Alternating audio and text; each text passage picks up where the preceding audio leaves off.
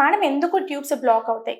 కొంతమందికి pelvic inflammatory diseases అంటే tubal infection అనేది డిఫరెంట్ ఆర్గానిజమ్స్ ద్వారా అంటే బ్యాక్టీరియల్ ఇన్ఫెక్షన్స్ కానీ ప్రోటోజోవల్ ఇన్ఫెక్షన్స్ కానీ ఉంటుంది. ట్యూబర్క్యులోసిస్ మన ఇండియాలో మోస్ట్ కామన్ గా ట్యూబ్ బ్లాక్ మనం చూసేది ఏంటి అంటే టీబీ పేషెంట్స్ లో. ఈ టీబీ పేషెంట్స్ లో ఏంటి అంటే ఈ ట్యూబ్ బ్లాక్ అనేది అయిన తర్వాత పర్మనెంట్ డ్యామేజ్ అవుతుంది అనమాట. అది మనం ఏ రకంగానూ ఓపెన్ చేయలేం. లోపల అసలు అతుకులు భయంకరంగా అతుకులు ఉండి అది మనం ఓపెన్ చేయలేని పరిస్థితుల్లో పేషెంట్స్ అనేవి మన దగ్గరికి వస్తూ ఉంటారు అనమాట. సో కొంతమందికి ఏంటి అంటే ఈ ట్యూబ్ ఉన్న వాళ్ళకి ప్రాబ్లమ్ ఒక పక్క నార్మల్ ఉంటుంది, ఇంకో పక్క మాత్రమే మూసుకుపోయి ఉంటుంది. సో ఈ పేషెంట్స్ మేడం న్యాచురల్ గా కన్సీవ్ అవ్వచ్చా అని అడుగుతూ ఉంటారు. ఒక పక్క ట్యూబ్ ఓపెన్ ఉన్నప్పుడు యంగ్స్టర్స్ ఉంటే మాత్రం న్యాచురల్ గా కన్సీవ్ అయ్యే అవకాశం ఉంటుంది, ఎందుకంటే ఈ ఎగ్ ఏదైతే రిలీజ్ అవుతుందో ఇది వస్తుంది కాబట్టి. సో కొంతమందికి ఏంటి అంటే ట్యూబ్ రెండు ఓపెన్ ఉంటాయి అయినా సరే ప్రెగ్నెన్సీ రాదనమాట. సో ఈ పర్టికులర్ పేషెంట్స్ కి ఏంటి అంటే ట్యూబ్ ఫంక్షనాలిటీ ఉండదు, ఓపెన్ అయితే ఉంటుంది, అంటే ట్యూబ్ చేయాల్సిన పని చేయకుండా ఉంటుంది అనమాట. అంటే functioning of the tube is gone. So లోపల అనేది ట్యూబ్ లోపల కొంచెం సీలియా అనేది ఉంటుంది అనమాట. అది ఏంటి అంటే ఎగ్ ని పట్టుకోవడానికి ఎగ్ ని మూవ్మెంట్ చేయడానికి పనికొస్తుంది. సో